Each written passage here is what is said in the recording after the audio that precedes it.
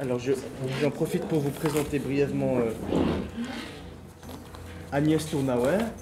Comment se remet le... Ouais, c'est bon. Voilà. Qui est autodidacte en peinture et diplômée en cinéma vidéo à l'ENSAD à Paris. Son œuvre porte sur la question du langage pictural et comment il s'inscrit dans l'espace de la représentation. Elle a récemment développé un travail en sculpture qui vient prolonger en 3 dimensions ses recherches en peinture. Agnès Tournauer a exposé en France et à l'étranger, à la Biennale de Lyon, au Palais de Tokyo, à Pompidou, au CCC à Tours ou au SMAC à Gand. En 2012, elle a participé à la, je cite, la plasticité du langage et The Hidden Mother à Paris, puis à Elle at Centre Pompidou à Seattle. En 2013, elle a ouvert le Salon du dessin avec un solo show et rejoint Elle at Centre Pompidou à Rio, où ses œuvres inauguraient l'exposition. Elle prépare pour 2014 plusieurs expositions monographiques, dont une au Musée des Beaux-Arts de Nantes, avec Catherine Grenier comme commissaire. Elle publiera notamment au printemps prochain une monographie complète, ainsi que ses écrits dans la collection Écrits d'artistes de l'École nationale supérieure des Beaux-Arts de Paris. Merci de vous être joindre à nous pour cette journée, ce séminaire de recherche, et je vous laisse dès à présent la parole. Merci beaucoup pour cette invitation. Ça marche ? Oui, ça marche. Oui. Qui m'a permis de divaguer, puisque c'est comme ça que je prépare mes conférences, à partir d'une image de Narcisse que j'avais rencontrée dans une exposition au Grand Palais qui s'appelait 1500. Et que voici. Donc, il y a quelques années, j'ai découvert cette tapisserie présentée dans une exposition sur le Moyen-Âge au Grand Palais.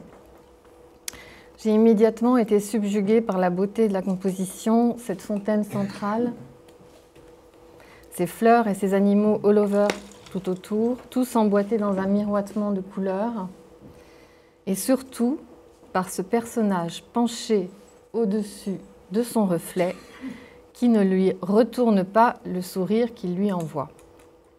Je vais donc parler de ce que ce nom de Narcisse et ce mot de narcissisme évoque pour moi en tant que peintre et artiste en remontant à la source de cette image. Là où il me semble que la vision de Narcisse se rapproche de ma vision, c'est dans ce décalage entre la figure et son reflet. S'il y a décalage, c'est qu'il y a temps. S'il y a temps, c'est qu'il y a espace. En effet, le narcissisme est pour moi tout sauf de l'image fixe, instantanée ou de l'image surface. L'image de soi que cherche le peintre en travaillant n'est pas l'image de lui-même. C'est la figure de la peinture, c'est-à-dire autant ce qu'il voit dans la toile que ce que la toile voit de lui. La toile pourrait donc voir de lui ce qu'il n'a pas encore vu de lui-même. Mon Narcisse est un Narcisse à l'œuvre. C'est donc un mouvement ou un transfert. Ce n'est pas une projection ni une fixité, ni une mêmeté. Si le reflet ne répond pas au sourire du visage initial, c'est que la création ne sourit pas toujours à son créateur. Le créateur le sait bien, il n'est pas dans un rapport narcissique avec son œuvre, car elle ne lui obéit pas mimétiquement. Ils sont dans une conversation où ils finissent parfois par tomber d'accord, par se réfléchir l'un dans l'autre.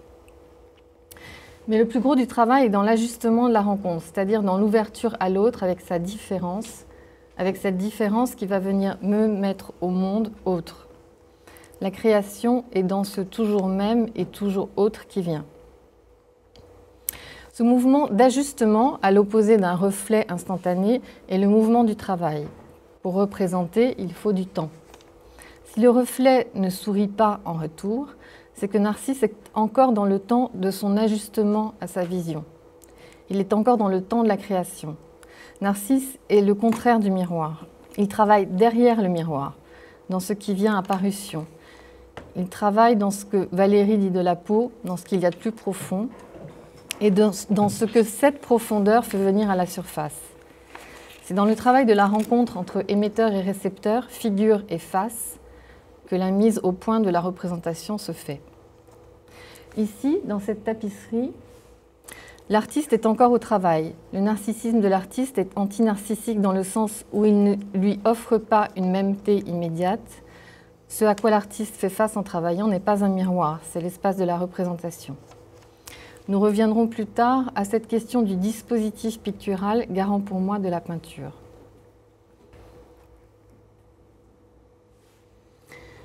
Que peint Bonnard ici? Il peint un autoportrait en boxeur.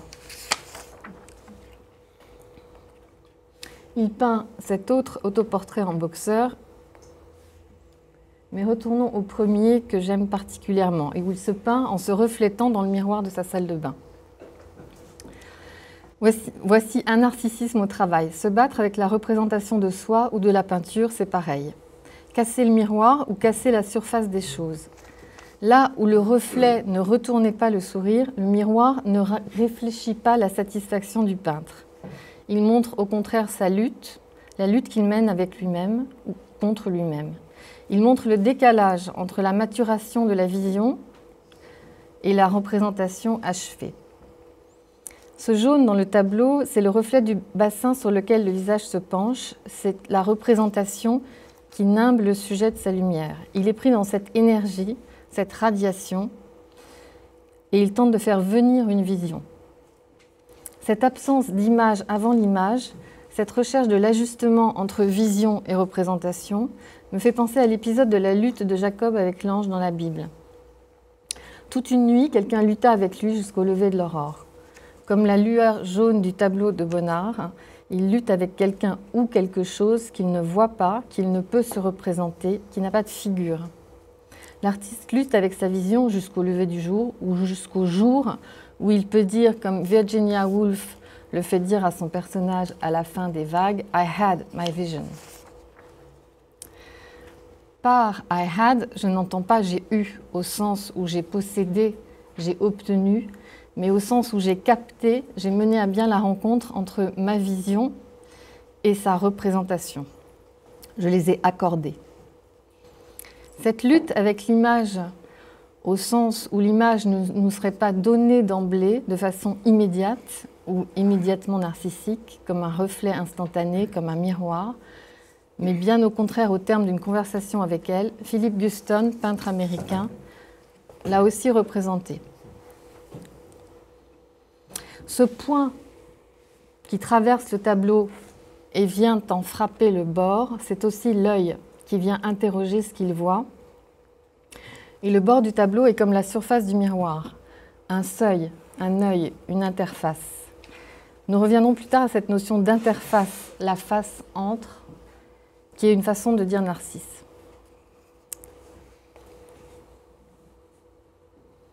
Voici dans un autre tableau de Guston, encore le point frappant, cette sorte de tête compacte au milieu du tableau.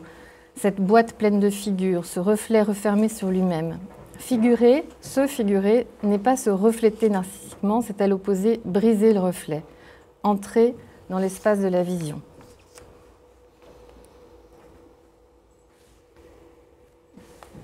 Ce grand dessin s'appelle Autoportrait into Abstraction. Ici aussi, la figure lutte avec le reflet, elle veut traverser cette surface première pour entrer dans le corps de la représentation. Comme Bonnard, elle boxe avec sa vision. Elle ne va pas contre, elle va dedans. Narcisse porte en lui la gestation de nous-mêmes. Ce n'est pas un reflet figé, c'est un devenir. C'est ce qui explique le décalage du reflet dans la tapisserie initiale. Il est cette réciprocité, cette réflexivité dont la venue à parution va nous donner notre intégrité créatrice. C'est en incorporant la part manquante qu'est Narcisse, cette part créative de nous-mêmes, capable de mettre au monde un soi en différé, un soi autre, que nous accédons à notre intégrité. Narcisse n'est pas le double, c'est la moitié. C'est la moitié toujours autre. Toujours ne répondant pas exactement au reflet et que nous devons accepter comme tel pour être dans le mouvement de la vie, non dans le figé de la mort. Dans la profondeur et non dans la surface, car comme la peau, l'eau est ce qu'il y a de plus profond. Du fond de l'eau vient l'origine. Ce n'est pas la surface qui réfléchit Narcisse, c'est la profondeur. C'est sa profondeur qui est garante d'une surface. Sa profondeur qui est la gardienne de sa surface, qui pourrait aussi être une façon de définir un tableau.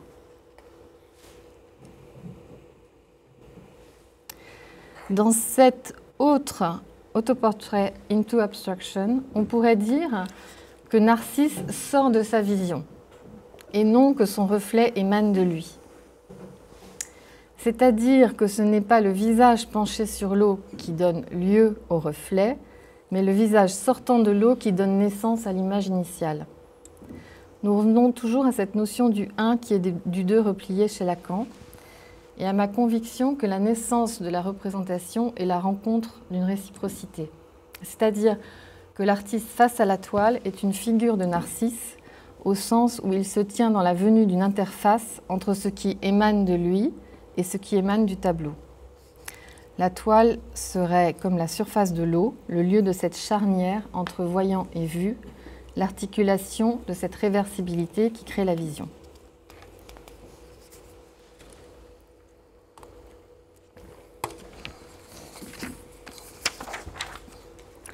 Pour moi, la peinture n'est pas une surface, c'est un dispositif.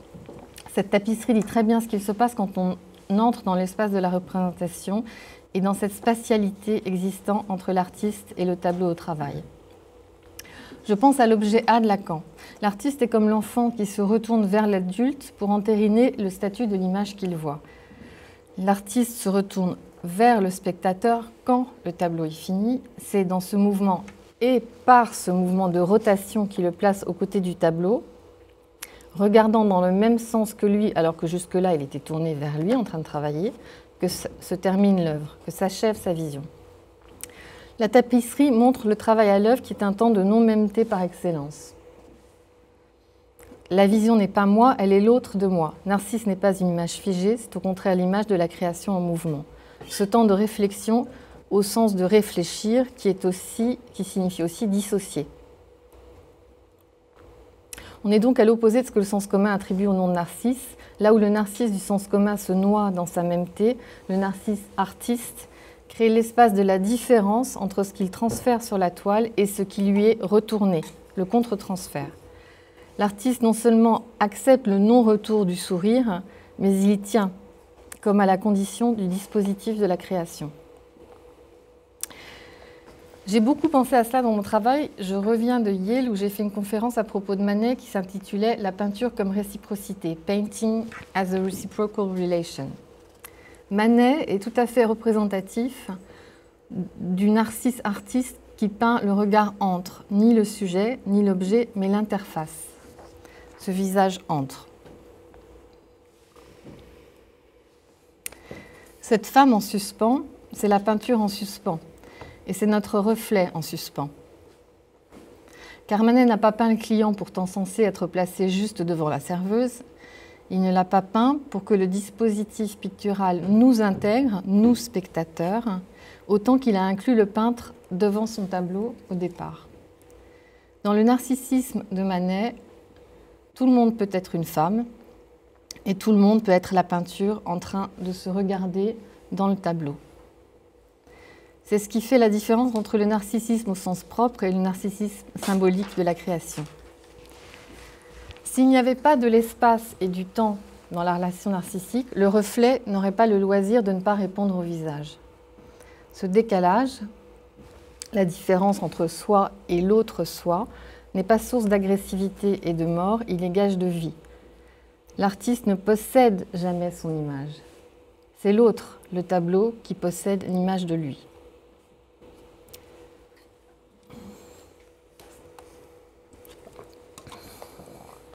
J'ai terminé récemment un tableau intitulé « Exécution de la peinture ». Dans ce tableau, dans ce dispositif pictural, il y a les deux sens du mot « exécuter », à la fois faire et à la fois détruire, à la fois donner la vie et donner la mort. On voit bien ici comme le rapport de réciprocité entre le peintre et son modèle est à l'œuvre. C'est le narcisse créateur, l'interface entre les deux sujets.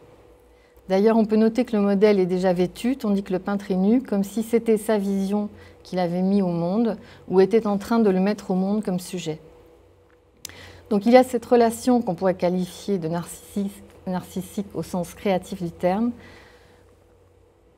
de la mise au monde réciproque, avec l'espace laissé à chacun d'être celui qu'il veut dedans. On ne sait pas si le peintre sourit à son modèle, mais celui-ci reste impassible. Impassible, mais tout à fait dans l'écoute de ce qui vient. Le peintre et le tableau sont ici dans une gestation réciproque. Ils se font advenir mutuellement. Mais que voit-on autour? On voit, c'est l'autre sens du mot exécuter, les appareils photographiques sont dans leur précipitation à voir, ils produisent du même. Ils regardent sans voir car ils obturent l'œil. La relation est évacuée, le temps est réduit, on est dans l'instantanéité du reflet surface.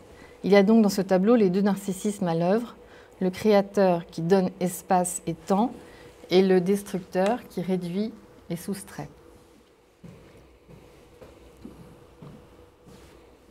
Je me suis trompée, pardon.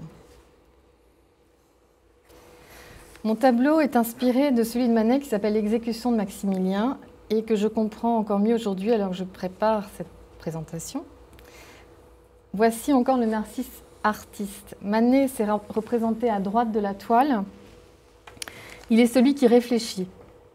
Il ne ressemble pas, il se dissocie. Il n'est pas dans le même mouvement agressif que les autres soldats. Il est celui qui détruit et qui tue. Il est dans l'élaboration créatrice qui passe par le mouvement de différenciation entre soi et le reflet, entre soi et la vision, de soi et de l'autre.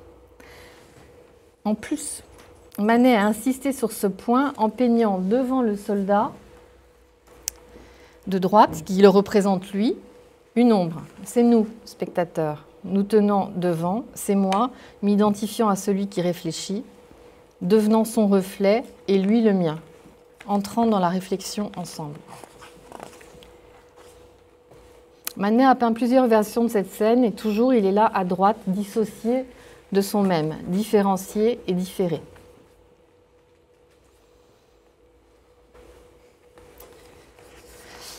La dernière version qui est à Boston est ma préférée. Regardez le bruit et la fureur des tireurs comme les photographes de mon tableau.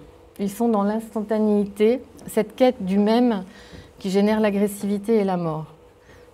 De côté, il y a le peintre qui pense, qui nous regarde, qui cherche l'autre en nous. Nous qui allons voir le tableau une fois qu'il l'aura exécuté ou qu'il l'aura achevé, au sens où il aura donné à sa vision son autonomie, ce qui est important par rapport au décalage de la tapisserie. Et voyez au centre et à gauche cette sphère grise, ce rond qui, moi, me bouleverse, ce trou dans la vision, c'est l'œil ouvert du tableau, comme le bassin de la fontaine du début, un œil libre, créateur, qui nous engage à faire face à nos propres visions différentes, non dans l'obturation du même, mais dans l'ouverture à l'autre. En revenant à notre fontaine, nous voyons ce bassin qui est un œil au centre, l'œil du regard ouvert. Je termine cette première présentation avec ce petit autoportrait où l'œil est aussi au centre d'un bassin, celui de la pensée en mouvement, de la création à l'œuvre, et la surface de l'eau est blanche comme une toile vierge, et la palette est libre de toutes les couleurs, pour laisser venir à la surface le profond visage de la peinture, toujours autre et toujours différent du même.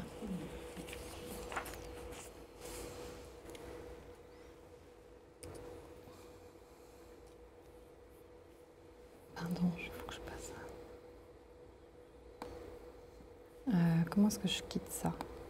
Voilà. Ça y est, je vais ouvrir. Je vais montrer juste quelques images en plus, parce qu'en parlant hier avec Henri, voilà, je disais que c'était bien de montrer d'autres choses de mon travail. Alors ça, c'est un tableau qui s'appelle Olympia numéro 2 et qui est constitué... c'est un dispositif pictural que j'ai mis au point il y a quelques années en travaillant, en regardant Manet, en réfléchissant à cette question de la réciprocité. Et je peins les mots tout sur la toile d'abord, Donc le texte est peint all over, comme ça, d'un bord à l'autre, et ensuite je peins la figure à l'intérieur des lettres. Donc le langage et l'image sont tissés ensemble. Il n'y en a pas un qui vient avant l'autre, mais ça constitue l'espace pictural.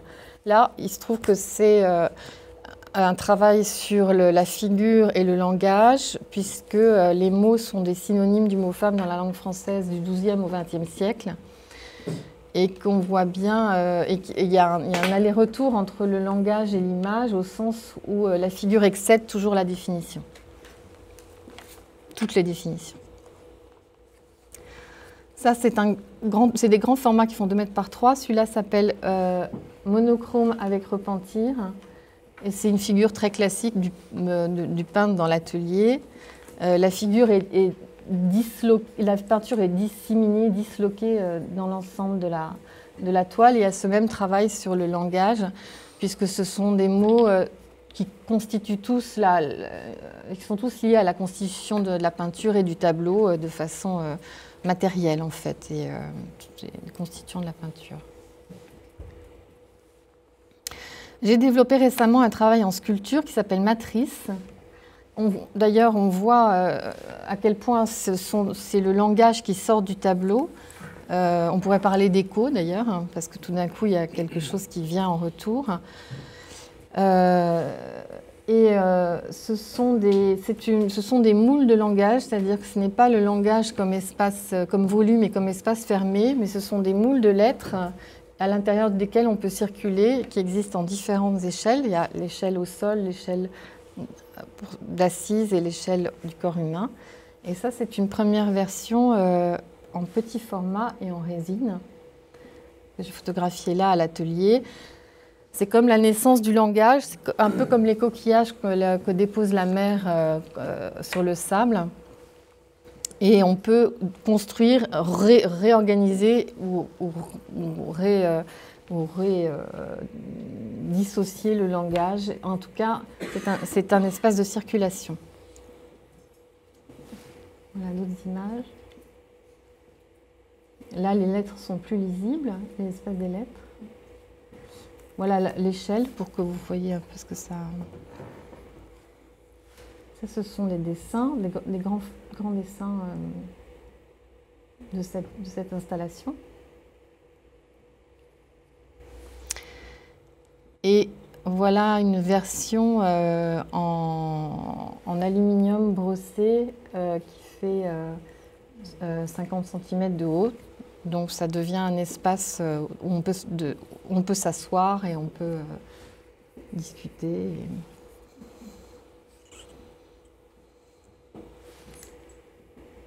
Voilà les éléments vus d'un autre point de vue. Et je termine juste avec une petite simulation de ce que ça pourrait donner à l'échelle du corps. Voilà.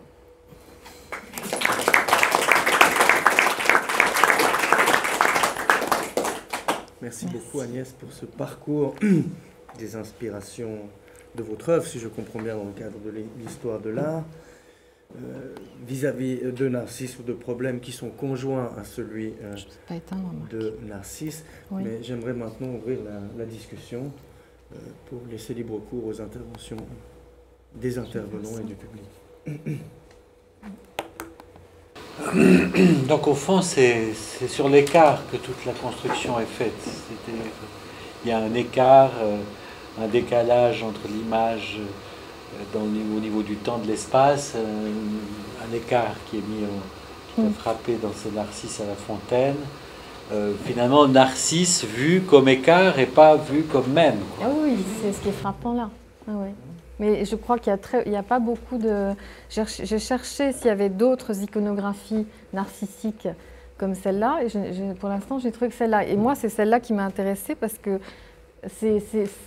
au lieu que le sujet soit hypnotisé par son double, c'est pour ça que je dis que c'est sa moitié. En fait, il est pas dans une fusion, il est dans une acceptation de l'espace de la différence, qui est pour moi toute la question de la création, et du fait que l'espace entre la vision et la représentation et cette possibilité de la différence. Parce que la vision, il faut du temps pour que la vision devienne une représentation achevée, et que c'est aussi une question d'autonomie, c'est-à-dire c'est donner à sa vision l'autonomie de la représentation. Donc, je trouve que c'est intéressant le fait que l'autre soit accepté comme autonome, le reflet soit accepté comme autre. Voilà, mais ça c'est dans cette tapisserie, mais tu en fais un principe même sur le tableau, quoi. Oui, tout à fait. C'est-à-dire, oui. Voilà, il y a un écart, la peinture est toujours différente du même, tu dis à un moment donné, c'est toujours différent du même. Oui, parce que pour moi, la peinture s'est inscrite tout de suite comme une conversation avec quelqu'un. Donc à partir du moment où on représente, on entre dans une élaboration avec une surface ou avec un espace qui fait que c'est une conversation, donc on est dans une altérité. Et c'est pour ça que je parlais aussi à la fin du dispositif ou de l'objet A, parce que c'est au moment où la vision est achevée qu'à ce moment-là, le peintre peut se mettre dans la même... regarder du tableau et non pas vers.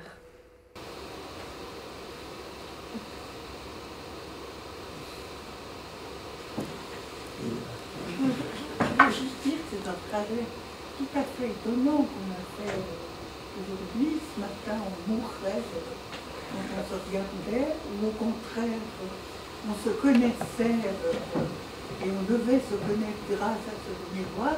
Et puis là, c'est bien une femme qui vient nous dire, mais non, pas du tout maintenant, c'est encore une autre dimension.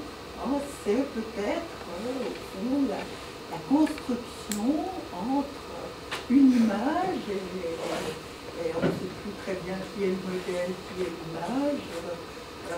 C'est une construction, au fond, l'artiste, c'est Narcisse, en pleine construction d'un tableau, et voilà, on a oscillé toute la journée comme ça entre le drame pur et puis maintenant au fond cette idée que Narcisse prend une balance qui n'a pas la connotation du tout de ce mot, oui, oui. C'est narcisse, c'est narcissique, pas du tout. Toi tu dis l'artiste, il est comme Narcisse, il va comme ce Narcisse-là. De création, c'est en Narcisse parce que alors je trouvais que c'est marrant. Ouais. Mais je dois dire que l'exécution de Maximilien de Manet est assez explicite. Enfin, je ne sais pas si vous avez vu les 3 tableaux, mais c'est vrai que c'est très intéressant, cette dissociation. Bon, il y a l'agressivité qu'on associe à Narcisse sur la question de la vie et de la mort, mais il se dissocie pour être dans l'élaboration et dans la réflexion. Et ça, c'est vraiment c'est la création. Donc en fait, effectivement, quand il n'y a pas du Narcisse instantané, on est dans l'espace de l'élaboration et c'est là que ça devient de la vie et pas de la... Plus de la mort.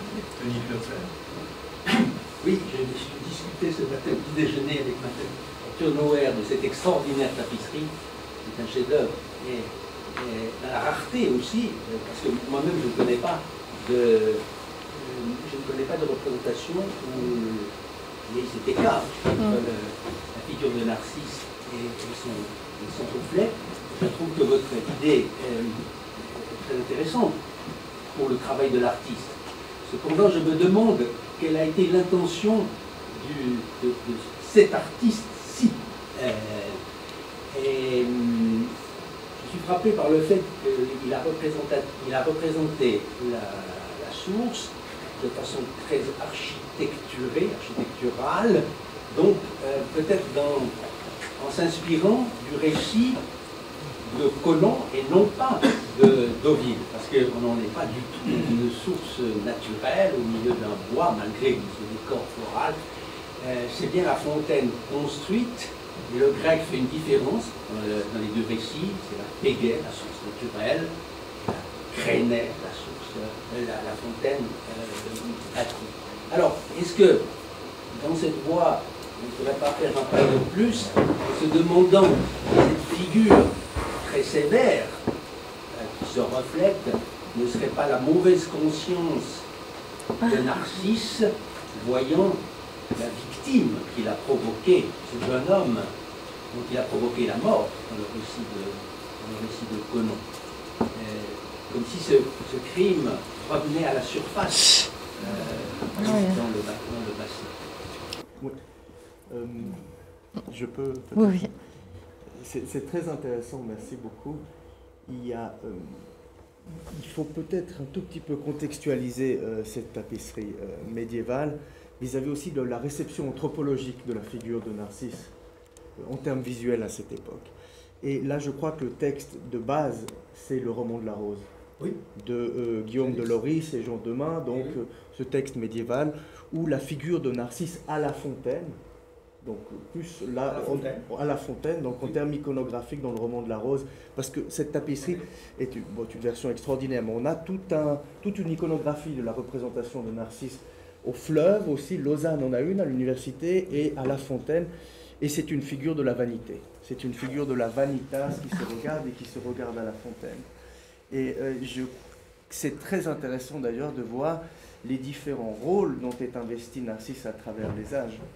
Puisque à l'ère médiévale, il n'est pas du tout le Narcisse du XXe siècle, ou que sera le Narcisse du XXIe siècle, c'est aussi la question. Donc je pense qu'il faut intégrer vos remarques tout en étant conscient de cette... Mais on a, je crois, je suis très loin d'être spécialiste actuellement de cette époque, mais il y a tout de même dans la littérature médiévale quelques poèmes ou tabliaux qui évoque un Narcisse proche de celui de l'Antiquité, c'est-à-dire de celui qui refuse les avances des jeunes gens et des jeunes filles. Mais vous avez raison de souligner une spécificité, par ailleurs, du Narcisse médiéval. C'est un thème qui a connu une fortune extraordinaire dès le XIIe siècle. Mais, donc, à votre connaissance, nous n'avons pas d'autres représentations de cet écart de cet écart, vous entendez de cette distance. La distance entre cette différence, le visage qui se penche et celui qui est reflété dans l'eau. Alors, vous en avez d'autres exemples? Alors j'ai des exemples, mais peut-être plus tardifs, qui sont des exemples où il est plus accroupi. Il y a aussi toute la question de est-ce que Narcisse se penche à la fontaine ou Narcisse est-il debout, couché, donc peut-être pas un tel écart. Mais j'ai des exemples assez intéressants, je ne les ai pas là, où il y a une projection d'ombre de la première moitié de son corps et ensuite le reflet. Et donc son double est habillé d'une part d'ombre et d'une part de réflexion spéculaire. Mais je n'ai pas... vous avez aussi la version de Paolo Uccello qui est dans votre livre, non? Oui. Où il est accroupi, et là il est assez proche en quelque sorte, dans une autre position. Oui, mais alors le reflet, disons, est l'image exacte de... Si je me souviens bien, c'est l'image exacte de la figure de Narcisse. Alors une telle distanciation peut-être que non. Et à Christian. Absolument. Il y a à Venise, dans la basilique San Giovanni e Paolo, au fond de la grande nef, dans une des petites chapelles adjacentes, c'est pas Narcisse, mais c'est une sculpture d'une jeune femme très belle qui, à l'évidence, s'admire avec un plaisir narcissique dans un miroir, et c'est ce qu'on voit. Mais si on a la curiosité de contourner la sculpture, ce qui n'est pas évident, on voit que l'image spéculaire, c'est un crâne. Et donc là, c'est peut-être l'absolu de la distance entre cette jeune et belle femme et la représentation de son crâne squelettique. Mais moi, je ne vois pas du tout la menace là, dans cette représentation. Et je pense, pour moi, le bassin, c'est très moderne parce que le bassin, c'est un œil. Et lui, il devient la pupille de l'œil en se penchant. Et ça m'a tout à fait pensé à la vidéo que Marc a montrée tout à l'heure où il filme son propre reflet dans sa pupille. Il n'y a pas de menace, d'autant plus que le contexte est extrêmement poétique et joyeux. Et moi, ça me fait beaucoup penser à cette phrase que j'ai découverte il n'y a pas très longtemps. Je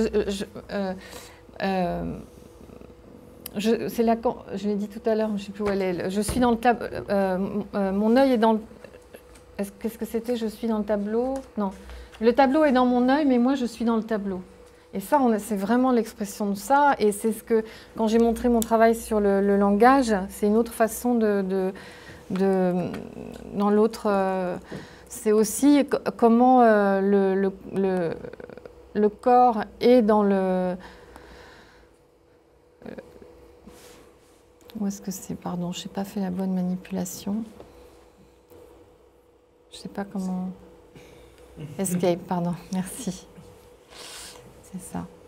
Le corps est dans le langage, et le langage est dans le corps, et le corps est dans le langage. Enfin, il y a cette même réciprocité. Donc je trouve que le bassin là qu'on a vu dans la tapisserie à l'origine n'est pas du tout une chose mortifère. Enfin, moi, ça ne m'est jamais apparu comme ça.